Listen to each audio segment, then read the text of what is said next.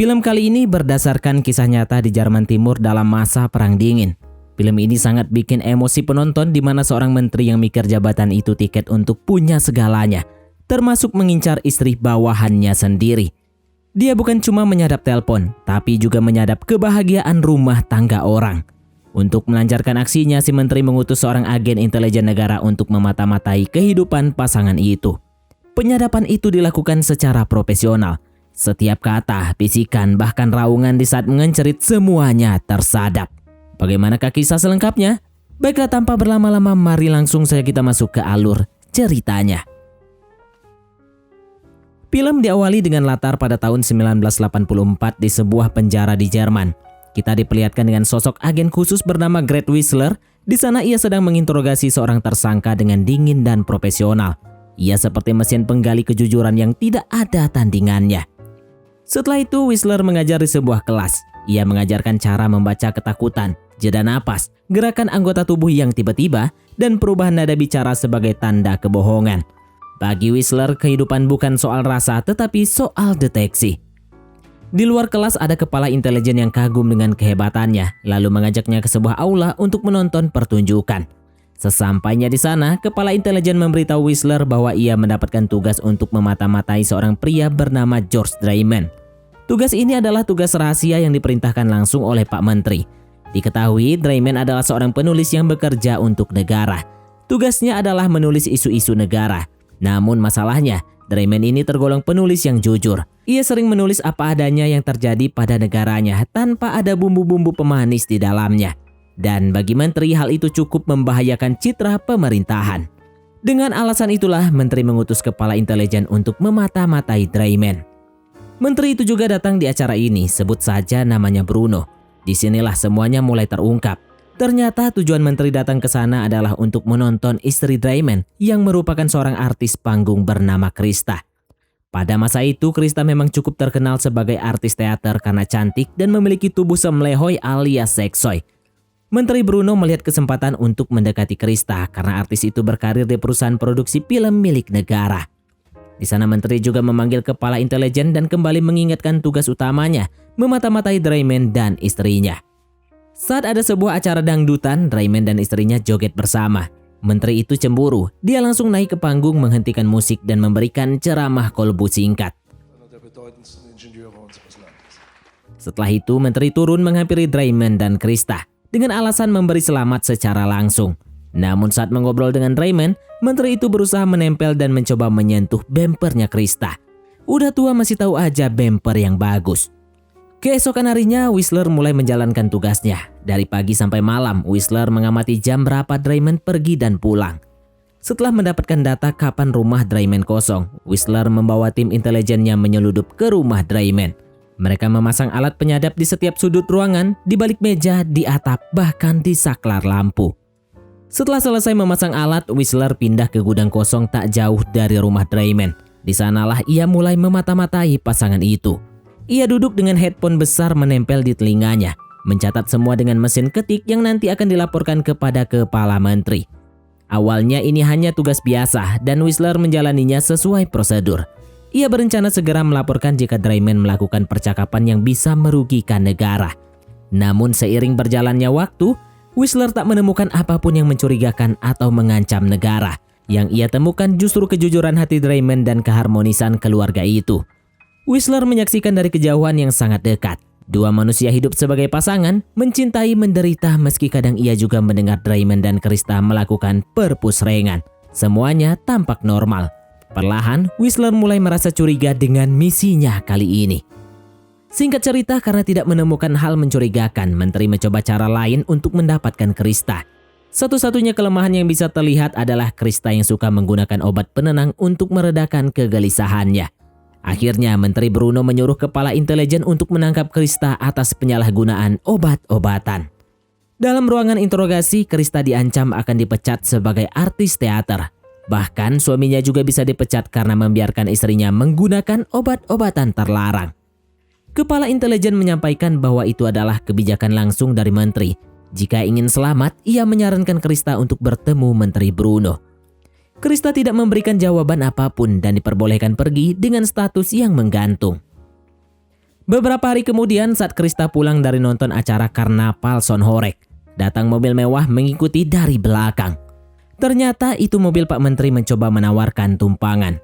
Krista cuek, lalu menteri itu mengancam Krista yang membuatnya ketakutan. Tak ada pilihan lain, Krista terpaksa masuk ke dalam mobil. Pak Menteri tak menyia-nyiakan kesempatan berduaan di dalam mobil dengan Krista. Krista hanya bisa diam dan sedikit demi sedikit mencoba menikmati saat Pak Menteri mulai menjelajah. Lalu adegan berpindah pada Whistler yang sedang berada di ruangan pengawasan. Ia melihat mobil menteri berhenti di depan rumah Draiman bersama Krista. Entah mengapa, Whistler berniat baik. Ia ingin menolong Draiman dengan cara membunyikan bel rumahnya agar Draiman ke depan dan melihat apa yang terjadi. Saat membuka pintu, Draiman kaget karena istrinya pulang bersama Pak Menteri. Namun tatapan Krista kosong dan penuh rasa jijik terhadap dirinya sendiri. Namun Draiman tidak mengambil sikap. Ia seperti tidak bisa berkata apa-apa dan memilih tenang duduk di depan piano sambil bernyanyi lagu dangdut oplosan.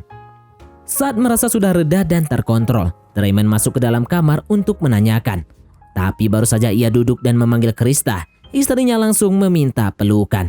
Selama itu Draiman memilih diam dan terus mencintai meskipun tersimpan rasa curiga yang dalam. Semenjak kejadian itu hubungan mereka kurang harmonis. Tak sekalipun Draiman menyentuh atau bahkan mengencerit istrinya.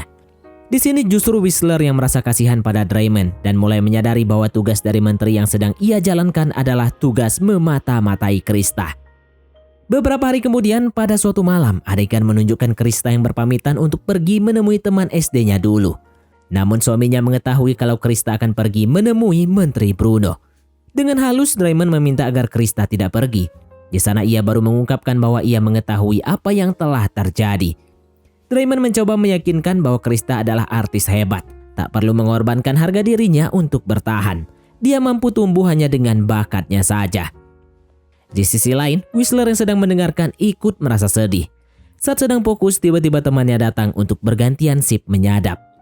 Akhirnya Whistler pun pergi untuk beristirahat di sebuah kafe.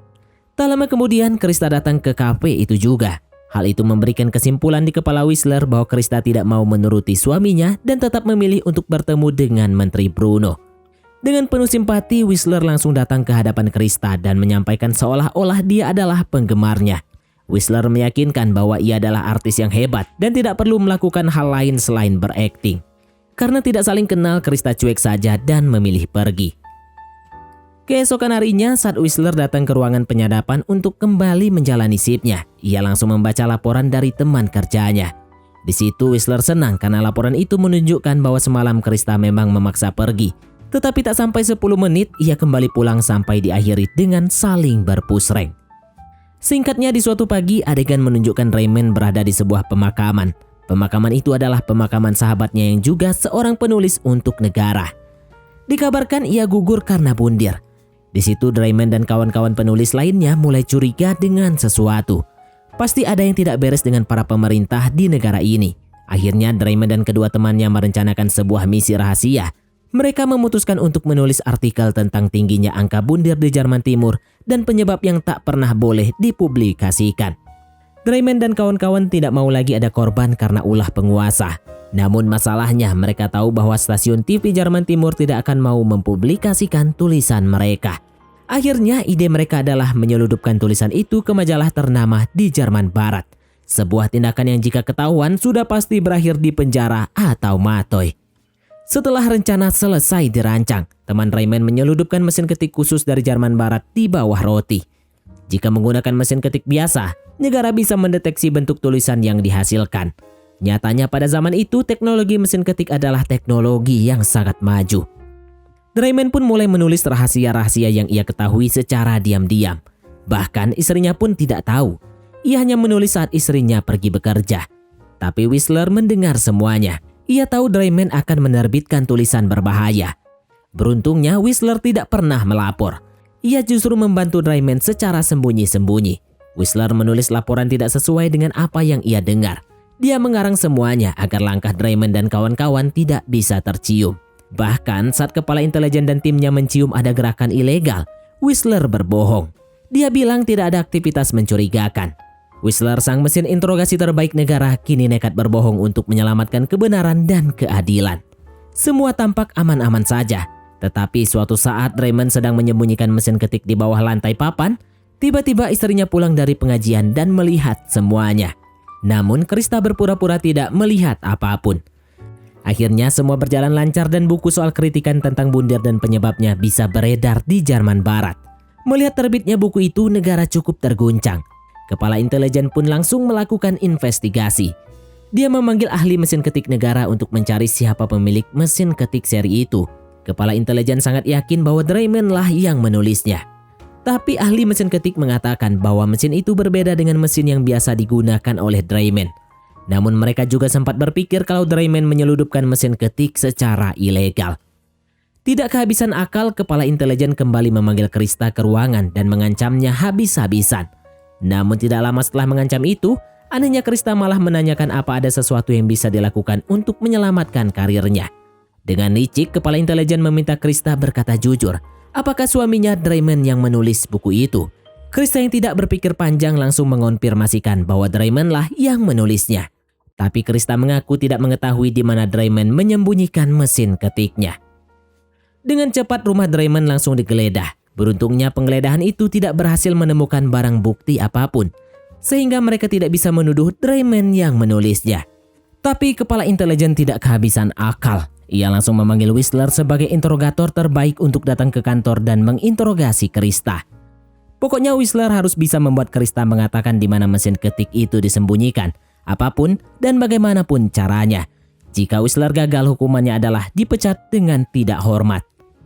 Akhirnya mau tidak mau demi menyelamatkan dirinya sendiri, Whistler menggunakan kemampuan terbaiknya untuk menginterogasi Krista. Singkat cerita, Krista berkata jujur, mengatakan semuanya. Ia hanya mementingkan dirinya sendiri. Saat Krista akan segera diantar pulang, kepala intelijen memberikan obat penenang sebagai hadiah. Singkatnya, Krista pun pulang dan langsung mandi. Lalu tidak lama kemudian disusul para penggeledah. Tanpa banyak bicara, si ketua intelijen langsung menggeledah dan mengarah pada lantai papan yang disebutkan oleh Krista. Tapi untungnya mesin ketik itu sudah tidak ada di tempatnya. Di situ lewat bahasa matanya Draymond memandang Krista dengan tajam dan mengetahui bahwa Krista lah yang memberitahu semuanya. Dengan segala penyesalan ditambah malu pada suami dan dirinya sendiri, Krista berjalan keluar dan menabrakkan dirinya ke mobil yang melaju sangat kencang. Dia pun lockout dari dunia ini. 2 tahun berlalu, suatu hari Draymond bertemu kembali dengan Menteri Bruno. Kini si menteri sudah pensiun dan hidup tenang. Di sana Draymond bertanya, kenapa selama ini saya tidak pernah diawasi saat menjadi penulis? Sementara penulis lain diawasi ketat. Menteri menjawab dengan senyum sinis. Sampai hari ini jika aku mau, aku masih bisa mendengar semua suara yang kau keluarkan dari rumahmu. Intinya menteri di sini mengatakan ia tidak mau menyadap lagi karena Krista sudah tidak ada. Dan berarti tidak ada hal yang menarik lagi yang perlu ia dengarkan.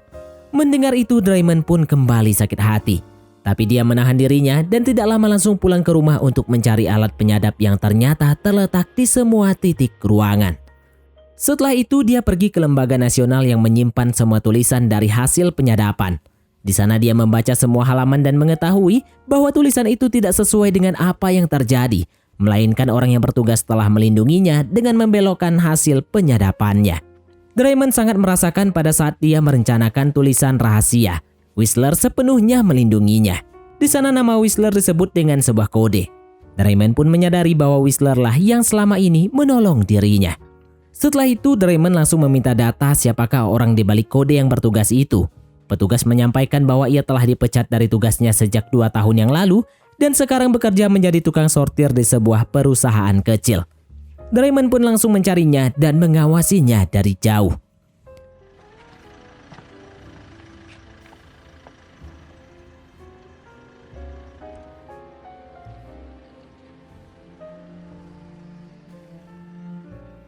Dua tahun lagi berlalu, nampak Whistler sedang berjalan di depan toko buku dan melihat foto Draymond yang ternyata mengeluarkan karya terbarunya.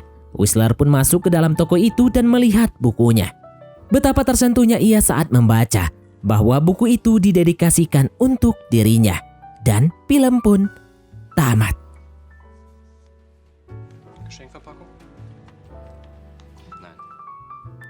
Oke, baiklah, mungkin sampai di sini saja teman-teman untuk alur cerita film kita kali ini. Terima kasih buat teman-teman yang telah mengikuti alur cerita film ini sampai selesai. Sekian dari Mimin, sampai jumpa di konten berikutnya.